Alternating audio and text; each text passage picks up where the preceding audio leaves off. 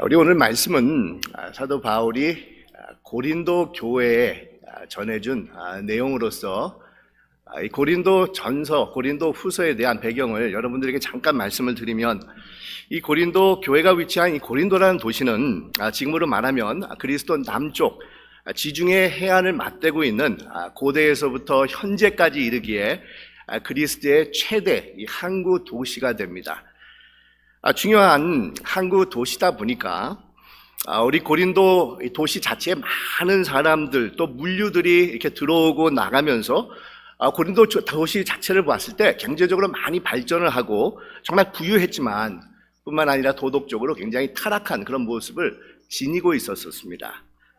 이 사도 바울은 이런 고린도 도시에 위치한 고린도 교회에서 1년 반 동안 머물면서 우리 사도 바울이 교회를 개척한 겁니다. 그리고 1년 반 사역을 한 후에 에베소라는 지역으로 떠나가게 됩니다. 그리고 에베소에서 목회를 하는 동안에 이 고린도로부터 별로 좋지 않는 그런 소식을 사도 바울이 전해 듣게 되는 겁니다. 이 바울이 떠난 후에 교회 안에 서로 간에 심한 분쟁이 생겼다라는 그런 소식입니다. 누구는 아볼로파다, 누구는 바울파다, 누구는 게바파다, 이렇게 서로가 갈라져서 이 분쟁이 생기면서 비난하고 헐뜯고 공격한다라는 그런 안타까운 소식이 이 바울에게 전해집니다. 그리고 교리적으로도 많은 혼란이 일어나서 교인들 가운데는 부활이 없다라는 그런 논쟁을 벌이는 사람들도 생기게 되고, 또 교회 안에까지 세속의 바람이 불어와서 우상에게 바친 음식을 먹는 그런 교인들이 있는가 뿐만 아니라 또 성적으로도 문란해지고 교인끼리 고소하는 등 여러 세상에서 타락된 그런 모습들이 교회 안에서도 발생을 하고 있는 것입니다. 그뿐만 아니라 사도 바울의 영적 권위에 대해서 도전을 하는 그런 일이 일어납니다.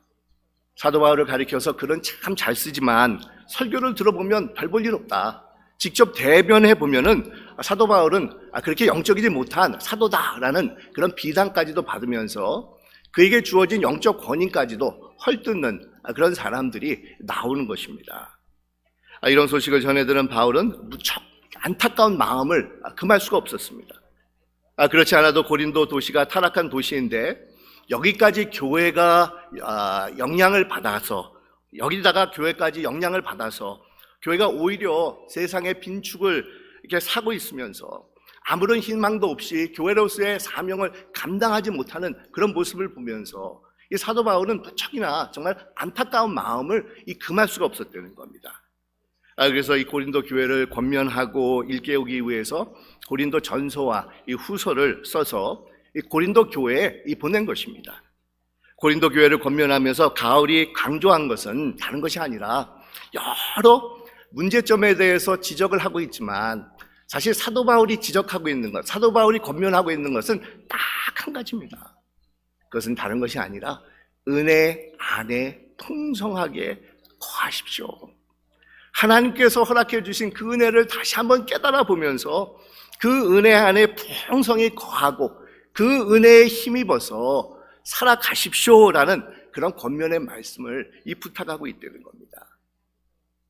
그만큼 여러분, 하나님의 은혜를 경험하고 그 은혜 안에 지속적으로 거한다라는 것은 우리 신앙인들에게 정말로 빼놓을 수 없는 아주 중요한 사항입니다. 사실 우리 크리스천들의 삶은 하나님께서 허락해 주신 은혜의 뿌리를 두고 있어야 됩니다. 우리의 영적인 구원뿐만 아니라 우리가 이 세상을 살아갈 때 필요한 신앙적인 도덕적인 함양까지도 하나님의 은혜로 다듬어지고 하나님의 은혜로 이끌림을 받는 자들이 바로 우리 신앙인들의 이 모습이 되어야 된다는 겁니다. 그래야만 교회가 교회다워지고 우리 크리스천들은 크리스천다운 그런 모습을 가지고 이 세상을 살아갈 수가 있는 것입니다. 그러면 여러분, 어떻게 하면은 하나님의 은혜에 지속적으로 우리가 거하고 그 은혜가 우리 안에서 풍성해지면서 그 은혜로 말미암아 우리가 이 세상에서 승리하면서 살아가는 그런 크리스천들이 될 수가 있겠습니까? 그 해답을 오늘 우리가 봉독한 7절 말씀에서 살펴볼 수가 있는데, 7절에 보니까 이렇게 말씀을 하고 있습니다. 오직 너희는 믿음과 말과 지식과 모든 간절함과 우리를 사랑하는 이 모든 일에 풍성함과 같이 이 은혜에도 풍성하게 할지니라 이렇게 말씀을 합니다. 그러니까 은혜에 풍성하게 거하는 삶을 살아가기 위해서 첫째는 믿음이고, 둘째는 말이고, 세 번째는 지식이고, 네 번째는 간절함이고, 마지막 다섯 번째는 사랑의 이 풍성한 삶을 추구해야 된다는 것을 말씀하고 있다는 겁니다. 여러분, 오늘은 하나님께서 공급해 주시는 그 은혜에 풍성하게 거하기 위해서 반드시 우리가 가지고 있어야 되는, 우리가 거하고 있어야 되는 이 다섯 가지를 살펴보면서 우리 모두가 하나님의 은혜에 더욱더 풍성하게 이 거하는 삶을 살아가기를 노력하는 여러분이 되시기를 간절히 바랍니다. 여러분, 오늘 말씀해 보면 먼저는 하나님의 은혜에 풍성한 삶을 살아가기 위해서 필요한 요소는 믿음이다라고 말씀을 하고 있습니다. 여러분, 믿음이 무엇이겠습니까? 믿음은 하나님께 대한 신뢰를 말하고 있습니다. 내 삶을 하나님께 맡기는 것이라고 할 수가 있다는 겁니다. 다시 말하면 이 믿음이라는 것은 위탁하는 삶을 말하고 있습니다.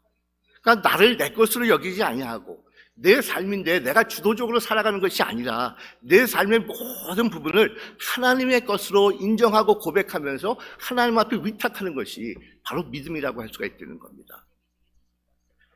나의 인생살이를 내 것으로 생각하지 아니하고 하나님께 속한 인생이라고 생각하면서 하나님을 신뢰하고 의지하고 하나님 앞에 맡기는 삶이 바로 믿음이 되는 겁니다. 우리 이사야서 43장에 보면 내가 지명하여 불렀나니 너는 내 것이다 이런 말씀이 있지 않습니까? 하나님께서 지명해서 자신의 것으로 삼으신 백성이 다른 사람들이 아니라 바로 우리들 자신이 되는 겁니다.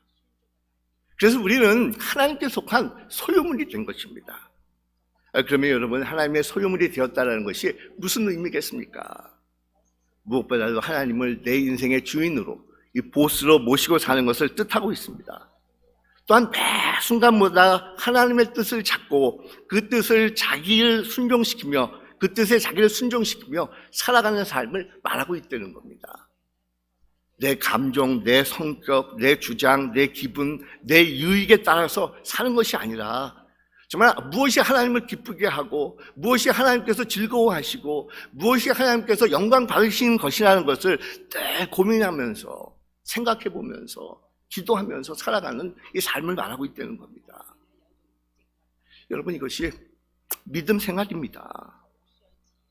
이런 믿음 생활을 하는 사람은 어떤 어려움이나 힘든 상황 속에서도 편안한 마음을 가질 수가 있습니다. 왜냐하면 이제는 내 인생의 주인이 내가 아니라 전능하신 하나님이 되시기 때문이라는 겁니다. 여러분, 그렇지 않습니까? 하나님이 주인이 되시는데, 내 삶에 하나님이 주인이 되시는데, 하나님께서 나를 이끌고 계시는데 우리에게 무슨 걱정과 두려움이 있을 수가 있겠습니까? 여러분, 믿음으로 산다는 것은 이제는 내 안에 내가 사는 것이 아니라 그리스도께서 사신다는 것을 날마다 고백하는 삶을 말하고 있는 것입니다. 그리고 두 번째로는 말에 덕을 쌓는 사람들이 은혜의 풍성한 삶을 살아간다라는 것을 우리에게 말씀해 주고 있는데, 여러분, 한 사람의 인격의 됨됨이와 또한 그 사람이 가지고 있는 그런 품성은 사용하는 말, 사용하는 언어를 통해서 드러나게끔 되어 있지 않습니까?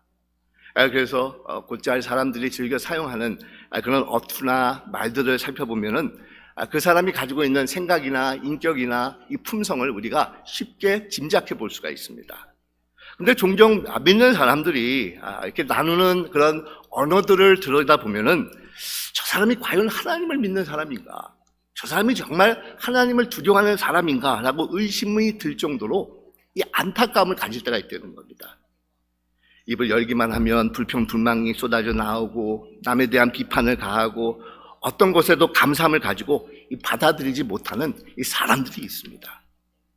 말 한마디 한마디가 격려하고 위로하고 세워주는 것이 아니라 오히려 가슴에 비수를 꼽고 깎아내리고 불평으로 가득한 사람들이 있다는 겁니다.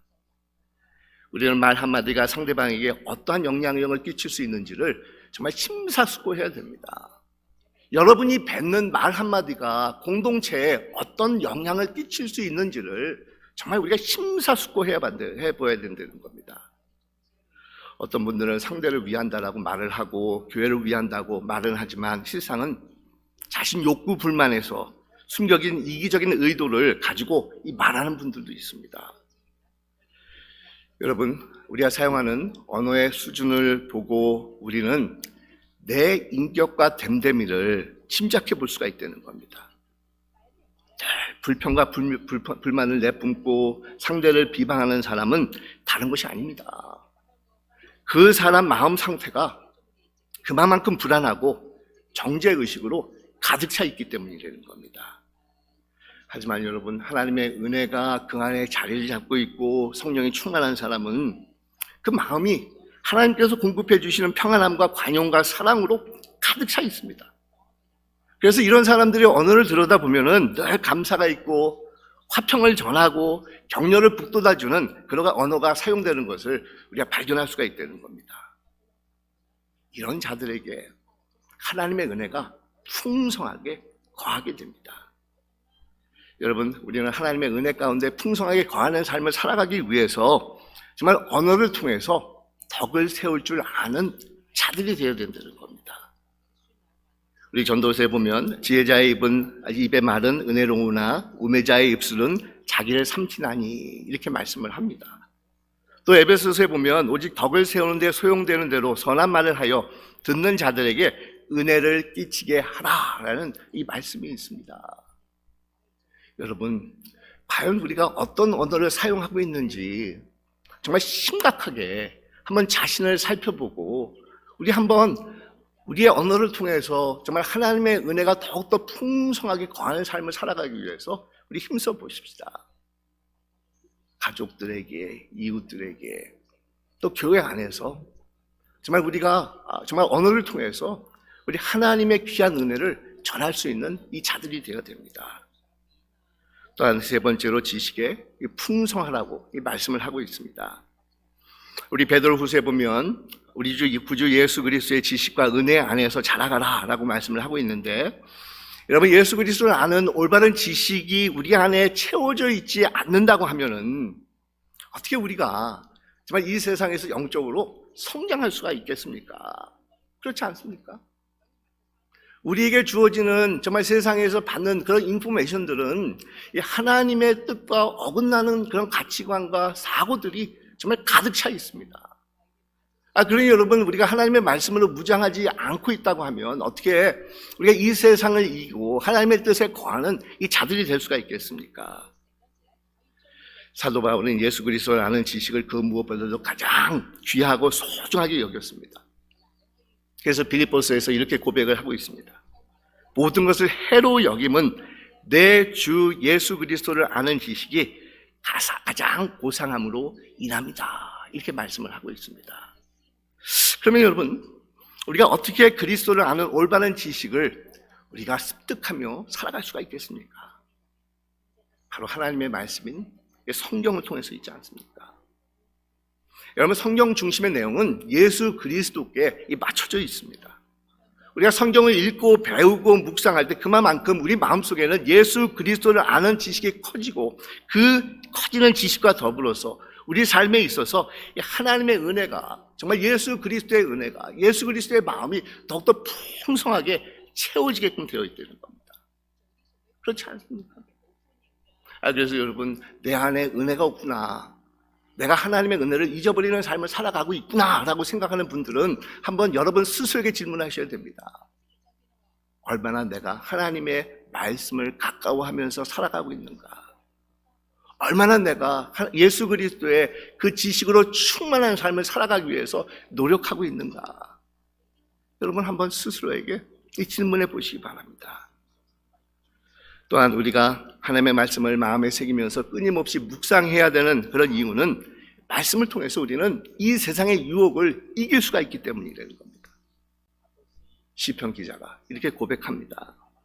내가 주께 범죄치 아니하려 하여 주의 말씀을 내 마음에 두었나이다 라고 말씀을 합니다. 또 힘들고 어려운 상황에 봉착했을 때 우리는 하늘의 소망을 붙잡고 하나님께서 공급해 주시는 용기와 믿음과 정말 지혜를 가지고 어려움을 극복해 나가는 이 자들이 될 수가 있는 것입니다. 이 말씀은 나의 곤란 중에 위로라. 주의 말씀이 나를 살리셨음이니라. 그리고 하나님의 말씀은 우리의 인생의 앞길을 비추는 이 안내자가 된다는 겁니다. 우리는 한 치 앞도 내다볼 수 없는 미래의 세계를 걸어가는 자들입니다. 이런 우리들을 올바른 길로 인도해 주시는 것이 하나님의 말씀입니다. 주의 말씀은 내 발의 등이요 내 길의 빛이니이다. 이렇게 시편 기자가 이 고백을 하고 있지 않습니까? 여러분, 하나님의 말씀인 성경을 늘 묵상하기를 즐거워하고 열심히 배워서 그것을 그냥 하나의 지식으로 머릿속에만 담아두는 것이 아니라 정말 마음에 새기면서 그 말씀이 우리의 삶을 주도할 수 있는 그런 삶을 살아가야 된다는 겁니다. 그러할 때 우리는 하나님의 은혜의 풍성한 신앙인들이 될 수가 있습니다. 또 네 번째, 오늘 본문에 보니까 열심에 풍성해야 된다라는 것을 우리에게 말씀해 주고 있는데, 오늘 우리가 봉독한 우리 한국 성경에 보면 이 열심을 이 간절함으로 이렇게 번역을 해두고 있는데, 사실 여러분 헬라 언어에 보면 이 간절함이라는 단어는 열심 아니면 열정이라는 그런 단어로도 이 번역할 수 있는 그런 단어가 됩니다. 그러니까 우리 크리스천들은 부지런히 열심을 품고 그리스도를 섬겨야 한다는 겁니다. 왜 그러겠습니까? 우리를 섬기는 하나님은 또한 열심의 하나님이 되시기 때문이라는 겁니다. 우리 예수님께서도 이렇게 말씀을 하고 계시는데, 아버지께서 일하기 때문에 나도 일하신다, 이렇게 말씀을 하고 있습니다. 여러분, 만약에 하나님이 열심히 없다고 하면은 우리는 도저히 하나님께서 베풀어 주시는 구원을 받을 수 없는 자들로 전락을 했을 뿐이라는 겁니다. 하나님께서 계속해서 반역하는 이스라엘 백성들에게 선지자도 보내주시고 또 시련에 또 매도 들으시고 계속해서 그들을 권유하신 것은 하나님께서 그만큼 간절히 우리를 사랑하시고 우리가 구원받기를 원하셨기 때문이라는 겁니다. 또 하나님의 열심, 하나님의 간절함이 있기 때문에 예수 그리스도를 보내주셔서 그를 통해서 우리가 영생의 소망을 받을 수가 있었다는 겁니다. 여러분, 하나님의 열심이라는 것은 뭐 24시간 7일 동안에 뭐 쉬지도 않고 그냥 열심히 그냥 일만 하는, 마치 정말 버니같이 베러리 선전에 나오는 버니처럼 움직이기만 하는, 일만 하는 그런 열심이 아니라 정말 간절함이 묻어나오고 있는 열심을 말하고 있다는 겁니다. 바로 이런 하나님을 우리가 섬기고 있기 때문에 하나님의 형상대로 지음을 받은 우리들이라고 하면은 하나님께서 가지고 계신 그 간절함이라는 열심을 가지고 우리가 살아가게끔 되어 있습니다. 그 열심을 가지고 살아간다는 것은 곧 하나님의 형상을 닮아가는, 하나님의 형상을 회복하는 그런 삶의 모습을 말하고 있다는 겁니다. 그래서 여러분, 우리가 신앙생활 할 때 부지런함을 가져야 됩니다.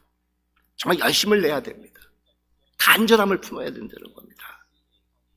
근데 어떤 분들을 보면 매번 수동적인 자세를 가지고 인생을 살아가는 그런 분들이 있는데, 교회 안에서도 마찬가지입니다. 신앙생활에서도 마찬가지라는 겁니다. 항상 다른 사람들이 무엇인가를 해주기를 바라는 이 신앙 자세라고 할 수가 있습니다. 다른 사람이 먼저 인사해 주기를 바라고, 다른 사람이 먼저 알아주기를 바라고, 다른 사람이 먼저 봉사해 주기를 바라고, 그냥 하나님의 말씀도 가만히 있으면 그냥 넣어주기만을 바라는 그런 신앙인의 자세라는 겁니다. 하나님의 은혜도 그냥 가만히 있으면 주어지기를 바라는 그런 분들이 있다는 겁니다. 이런 분들은 하나님께서 공급해 주시는 이 풍성한 은혜를 체험하기가 참 어려운 분들입니다. 근데 우리 예수님께서도 이렇게 말씀을 하고 계시지 않습니까? 천국도 침노하는 자의 것이다 라고 말하면서 구하는 자에게 구해질 것이고, 찾는 자가 찾게 될 것이고, 두드리는 자에게 문이 열게 될 것이다 라고 말씀을 하고 계십니다.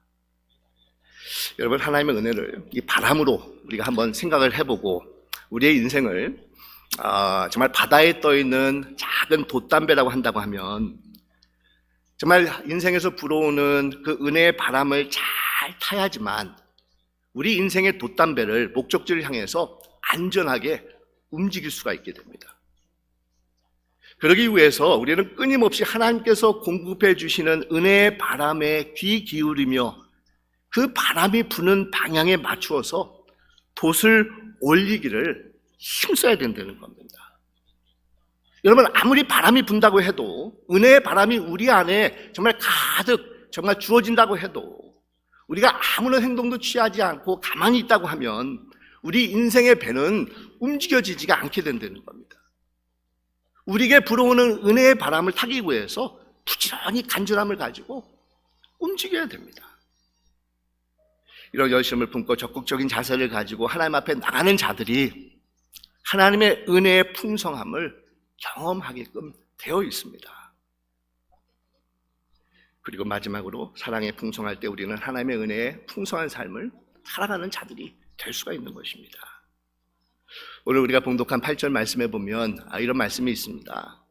내 명령으로 하는 말이 아니요 오직 다른 이들의 간절함을 가지고 너희의 사랑의 진실함을 증명코자 함이로다, 이렇게 말씀을 합니다. 이 사도 바울은 모교회가 되는 예루살렘 교회에 기근이 생겨서 많은 사람들이 어려워한다라는 그런 소식을 전해 듣게 됩니다. 이에 바울은 여러 교회들에게 이렇게 편지를 보내가지고 부원금을 걷어서 정말 굶주리고 어려움 가운데 있는 예루살렘 교회를 돕자라는 그런 호소를 합니다. 이 고린도 교회에 대해서는 디도를 특별하게 파송을 해가지고 이 디도로 하여금 그 구제 헌금을 모금하도록 이 조치를 취하게 됩니다.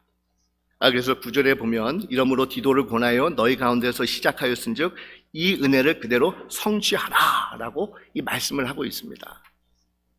여기서 여러분, 이 사랑이라는 단어는 다른 것이 아니라 남을 도와주는 것을 뜻하고 있다는 겁니다.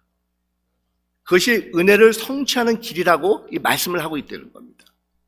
디도가 가서 구제 헌금을 모금할 때 적극적으로 참여해야 되는 이유는 그것을 통해서 하나님의 은혜가 풍성해질 수 있기 때문이라는 겁니다. 사랑을 베풀어야 된다는 겁니다. 그래야지만 은혜가 풍성한 삶을 살아갈 수 있게 된다는 겁니다. 여러분, 성경에 보면 사랑에 대한 정의가 여러 가지 나오는 것을 우리가 볼 수가 있습니다. 고린도전서 13장에 보면 이 사랑의 장이라고 해서 사랑이 무엇인지에 대해서 우리에게 말씀해 주고 있는데, 이 사랑의 정의 중에 한 가지가 있다고 하면 사랑은 베푸는 것이라는 겁니다. 사랑은 주는 것이라는 겁니다. 우리 예수님께서 전해주신 황금률에 보면 대접받고자 하는 자는 먼저 대접을 하라라고도 말씀하고 있지 않습니까? 또 로마서에 보면 형제를 사랑하며 서로 우애하고 존경하기를 먼저 하라라고 이 말씀을 하고 있습니다. 그러니까 사랑받기를 기다리는 사람보다도 사랑을 먼저 실천하는 사람, 무엇을 받기를 기다리는 사람보다도 무엇을 먼저 주려고 하는 사람, 정말 베풀려고 하는 사람, 정말 한없이 주려고 하는 그런 마음을 가진 사람에게 하나님의 풍성한 은혜가 거하게 된다는 겁니다. 사랑하는 여러분, 우리 모두가 하나님의 은혜를 받은 자들로서 이 은혜가 우리 안에 풍성하게 거하는 삶을 살아가야 되지 않겠습니까? 그러할 때 우리는 세상을 이기고 하나님 앞에 영광을 돌리는 이 크리스찬이 될 수가 있는 것입니다. 하나님의 은혜의 풍성이 거한다고 하면 우리 삶에서 하나님의 은혜가 정말 자연스럽게 우러나오면서 주위에 있는 많은 사람들이 우리들의 삶의 모습을 통해서 하나님을 만날 수 있게 되고 하나님을 알아갈 수 있게 된다는 겁니다. 여러분, 이런 은혜의 풍성함을 가지고 신앙생활을 하는 자들이 되기 위해서는 믿음 위에 굳게 서 있어야 됩니다. 말의 덕을 세울 줄 아는 자들이 되어야 된다는 겁니다. 정말 하나님의 말씀인 성경을 아는 지식이 날로 자라나면서 그 말씀의 풍성함을 체험해야 된다는 겁니다. 그리고 열심을 가지고 자발적으로 헌신과 봉사를 실천할 줄 알아야 된다는 겁니다. 마지막으로는 먼저 베풀 줄 아는 사랑의 마음이 우리 안에 자리를 잡고 있어야 합니다. 바로 이런 삶을 살아갈 때 우리의 삶 속에 하나님의 풍성한 은혜가 거하게 됩니다. 또 그 은혜를 서로 나누어주는 크리스찬으로서의 삶을 살아갈 수 있게 되는 것입니다. 사랑하는 우리 세수망 교회 여러분, 우리 모두가 하나님의 은혜를 경험한 자들입니다. 예수 그리스도를 통해서 우리 하나님께서는 한없는 은혜를 우리에게 베풀어 주셨습니다. 그 은혜가 계속해서 우리 안에 지속적으로 풍성하게 거하는 삶을 살아가기 위해서 더욱더 힘쓰시는 여러분들이 되시기를 주님의 이름으로 축원드립니다. 기도하겠습니다.